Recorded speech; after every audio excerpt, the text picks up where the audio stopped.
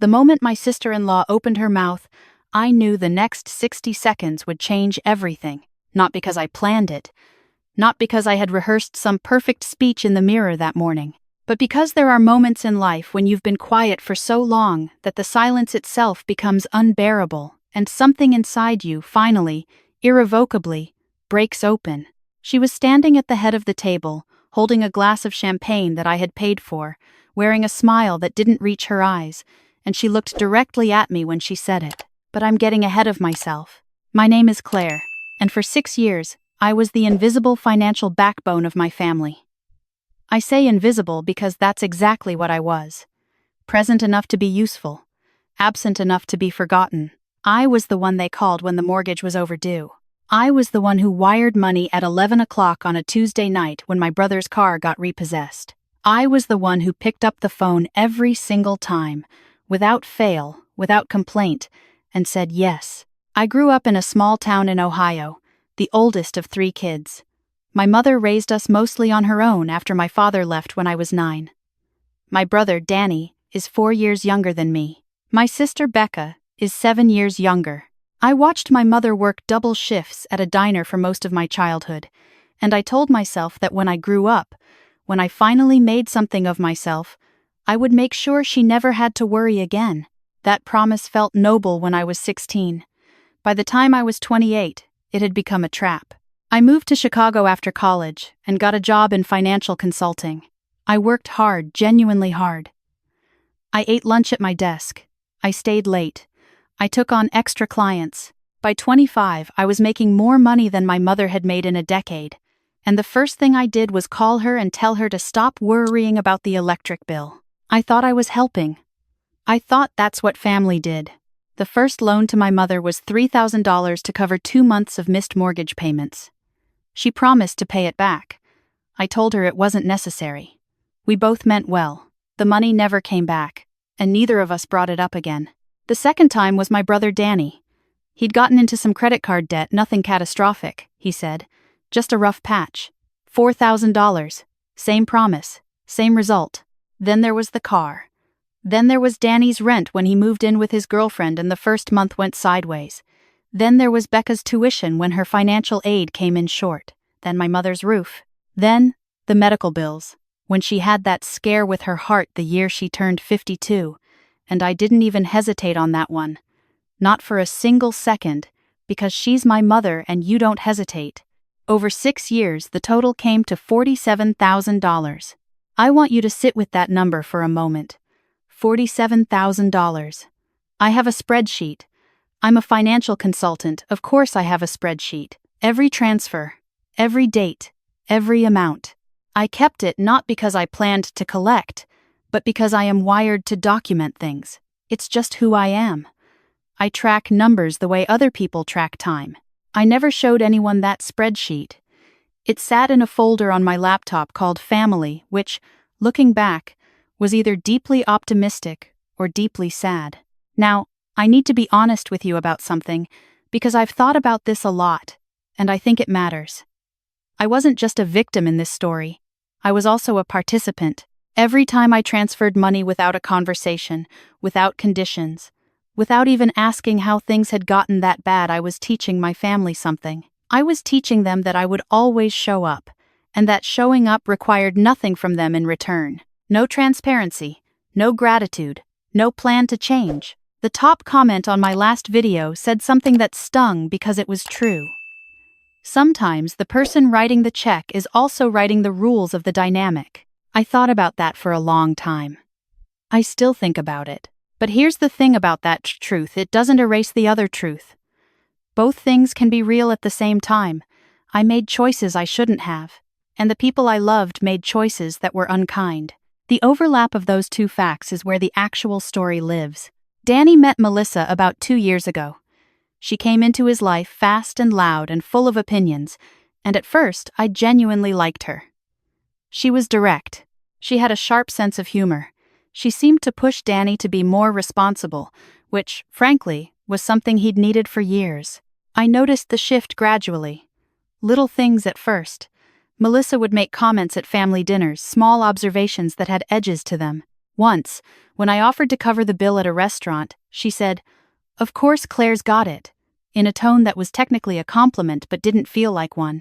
Another time, when my mother mentioned I'd helped her with some repairs on the house, Melissa said, "It must be nice to have a sister like an ATM."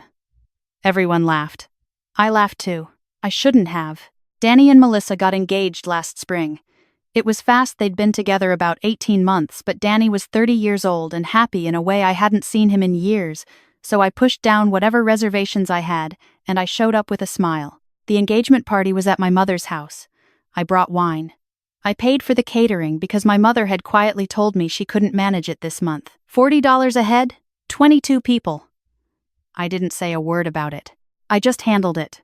Then came the wedding planning. Melissa had a vision. It was a beautiful vision, I'll give her that.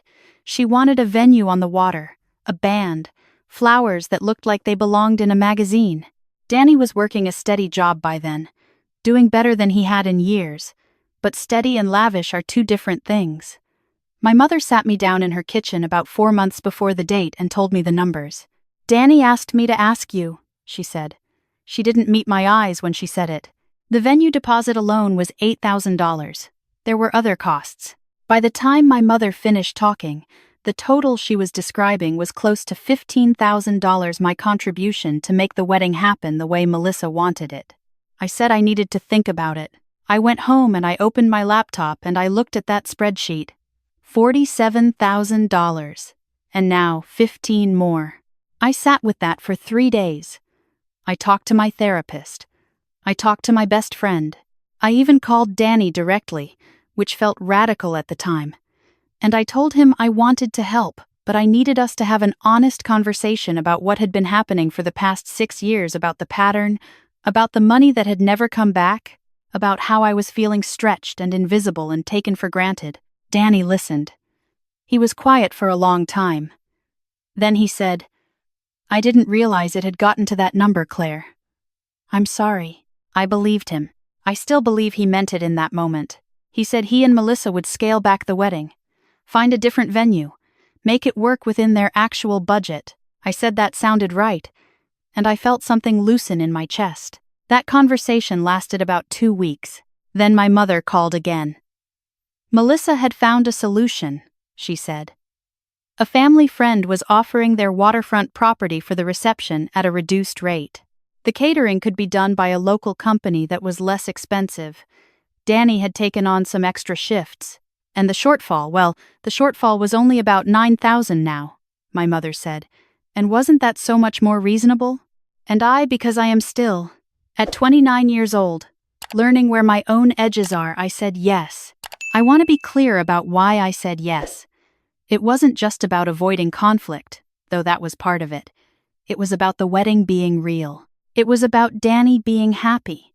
It was about some version of my family that I had been trying to build or rebuild or simply keep intact since I was 9 years old and my father walked out the door. The money was tangled up in something much older and much harder than money. My therapist would have a lot to say about that. The wedding was on a Saturday in September. The venue was genuinely beautiful, a private property on Lake Erie, late afternoon light coming off the water, white chairs on the grass, a string quartet playing while people found their seats. I had driven up from Chicago the day before and helped set up centerpieces until midnight. I had pressed my mother's dress. I had picked up Danny's boutonniere from the florist because he forgot to confirm the order. I was happy. I actually was. Standing there in my bridesmaid dress, which Melissa had chosen, a dusty rose that worked on no one watching my brother look at his bride at the end of that aisle, I felt genuinely moved. Whatever complicated things lived between us, this was still my brother. I had known him his entire life.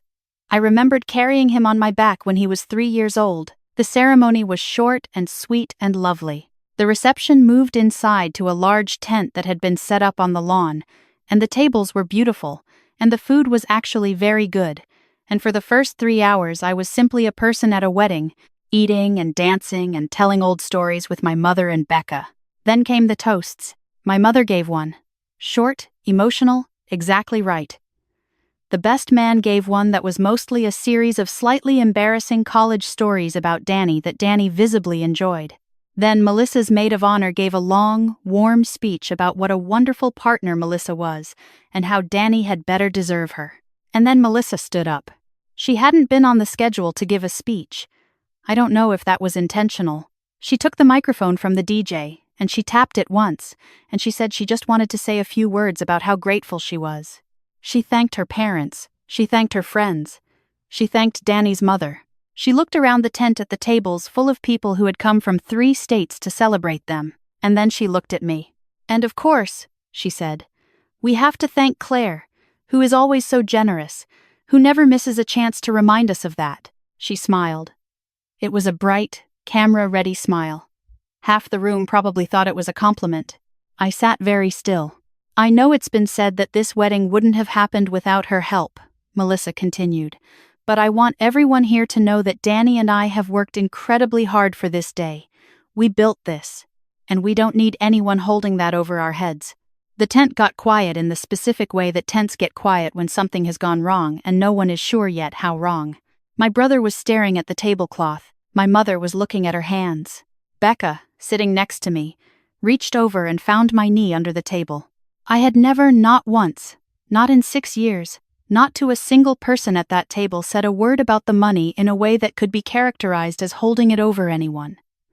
I had never asked for it back. I had never mentioned it at a family event. I had never, in any version of any conversation I could remember, made Danny or my mother feel small about it. If anything, I had worked very hard to make sure it never felt like a transaction. But apparently Melissa had a different version of events living in her head. Or maybe she just needed a story that made the money feel less like a gift and more like a power play, because that story was easier to live inside of. The silence in the tent stretched out. I felt Becca's hand on my knee. I felt the heat of 40-something pairs of eyes, some curious, some uncomfortable, some already reaching for their phones. And I thought about all the times I had been quiet, all the ATM jokes I had laughed at, all the conversations I had avoided because the timing wasn't right, because I didn't want to make things awkward, because I told myself that love doesn't keep score and so I simply wouldn't keep score, except that I did. I had, in a spreadsheet on my laptop called Family. I thought about $9,000. I thought about $47,000. I stood up. I didn't plan it. My legs just found the floor and I was standing, and the room that had been quietly murmuring went quiet again, and Melissa was still holding the microphone, and I looked at her with what I hope was a steady expression, and I said, I just want to make sure everyone has the full picture. My voice was calm. I was surprised by how calm it was. In 6 years, I said, I transferred money to this family 41 times. I have every transaction documented. The total is $47,000. I paused. And I want to be very clear, I never asked for it back, and I never brought it up at a single family dinner, because I thought that was what love looked like. I'm starting to think I was wrong about that. I looked at Danny. His face had gone a kind of pale that I recognized from when we were kids, and something had gone very badly. This wedding cost me $9,000, I said. The catering at your engagement party cost me $880. I don't say that because I want gratitude. I say it because someone just stood at this microphone and suggested I've been holding something over your heads, and I'd like to correct the record while we're all here together. I picked up my glass. My hand was steady. I love you, Danny, I said. I genuinely do. I hope this marriage is everything you want it to be. But I will not sit at a table I helped pay for and be described as someone who makes people feel small. I've never done that, and I won't start now by staying quiet. I set my glass down. I picked up my purse, and I walked out of the tent. The grass was wet from the morning dew that hadn't fully dried, and my heels kept sinking with each step, and I thought that was almost funny, making a dramatic exit across a lawn in heels that cost $240 at a wedding where I'd covered $9,000, sinking a little with every step.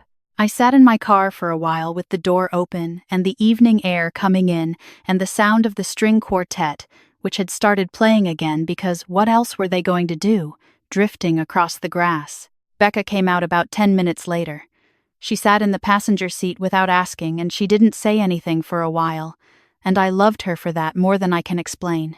She's been saying things like that for months, Becca finally said, that you were doing it to control Danny, that the money was a leash. I turned to look at her. I didn't know how to tell you, she said. I thought maybe she'd stop. I took a slow breath. Did Danny know she felt that way? Becca didn't answer, which was its own answer. There are versions of that night where I went back inside, where I hugged my brother and sat back down and let it be complicated and unresolved, the way families are, the way love is. I've played those versions in my head many times, but I didn't go back inside. I drove to the hotel, and I ordered room service, and I sat on the bed in the dusty rose bridesmaid dress and I thought about who I wanted to be going forward. Danny called me the next morning. He apologized. He said Melissa had been under enormous stress. He said she hadn't meant it the way it came out. He said he should have talked to her, should have drawn a line months ago when she started framing the money as a control tactic, and that he was sorry he hadn't. I said, thank you. I said I heard him, and I said I needed some time. My mother called me 2 days later. Her version of the call was to say she hoped I understood that weddings were emotional and people said things. I told her I understood. I also told her, as gently as I could, that we needed to have a different kind of conversation, a real one, about what had been happening between us for 6 years. She cried a little. I cried a little. She said she hadn't realized how much she'd been leaning on me, or what it had been costing, not just financially, but in other ways. That call lasted 2 hours. It was the most honest conversation my mother and I had ever had. I want to tell you that there was a clean resolution, that my sister-in-law apologized in a way that felt real, that Danny and I had one defining conversation and everything shifted back into alignment, that the $47,000 somehow felt worth it in retrospect. Some of that happened. Some of it is still in progress. Families are not stories with endings, they're ongoing negotiations with people you didn't choose but are stuck with in the best possible way. What I can tell you is what changed for me. I closed the family folder on my laptop. Not metaphorically, I actually moved it to a different location, renamed it, and started over. I didn't delete the spreadsheet because those numbers are part of my history and I'm not interested in pretending otherwise. But I made a decision that whatever I give going forward, I give because I've chosen to and I can afford to in every sense of the word. Not out of obligation, not out of fear that love will run out if I stop. Not because saying no means I've failed at being the older daughter. I started seeing my therapist twice a week instead of once. We've talked a lot about the 9-year-old version of me who decided that being useful was the safest way to be loved. I feel a lot of compassion for her now. She was just trying to hold things together with the tools she had. Melissa and I are civil. That's probably where we'll stay, and I've made a certain peace with that. Danny and I are rebuilding is the right word. He came to Chicago 2 months after the wedding, and we spent a weekend just being siblings again, without money between us or Melissa's version of events. He brought me a plant. I made him my mother's recipe for beef stew. We watched bad television until midnight and argued about which streaming service had the best catalog. It was almost ordinary, and ordinary felt like a gift. My mother and I talk more now, differently. She asks about my life, my actual life, not just whether I can cover something. Last month she called me just to tell me she'd seen a cardinal in her backyard and thought I'd like to know. I didn't realize until I hung up how much I had needed her to call me for no reason at all. I told my best friend the full story, the spreadsheet number, all of it, and she sat with it for a moment and then said, "You know what's wild? You actually did help your family. It just got confused along the way." I think about that a lot. Because she's right. The help was real. The love behind it was real. The confusion around it was also real. None of those things cancel each other out. I'm not the villain of this story. I'm also not a pure victim.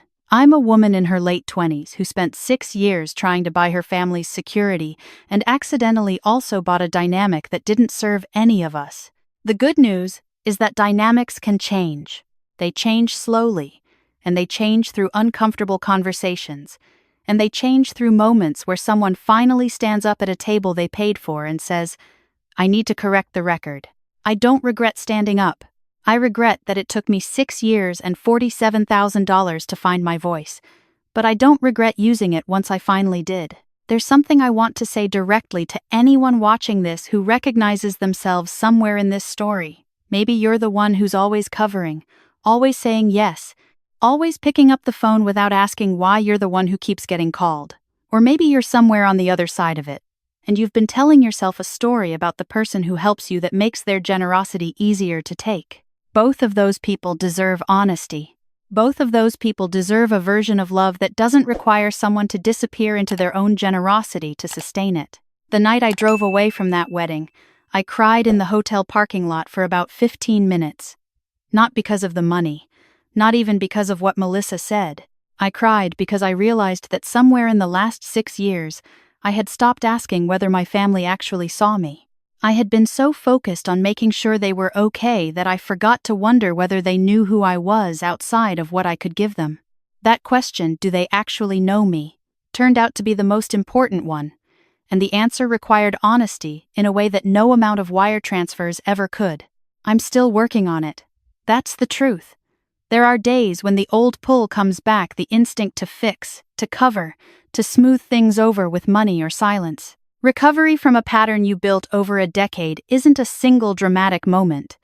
It's a lot of small, quiet choices. It's saying, I can't do that right now, and sitting with the discomfort of not being the one who saves the day. It's learning that love doesn't have a price tag, and that if the people in your life only call when they need something, that's information, not a reason to answer faster.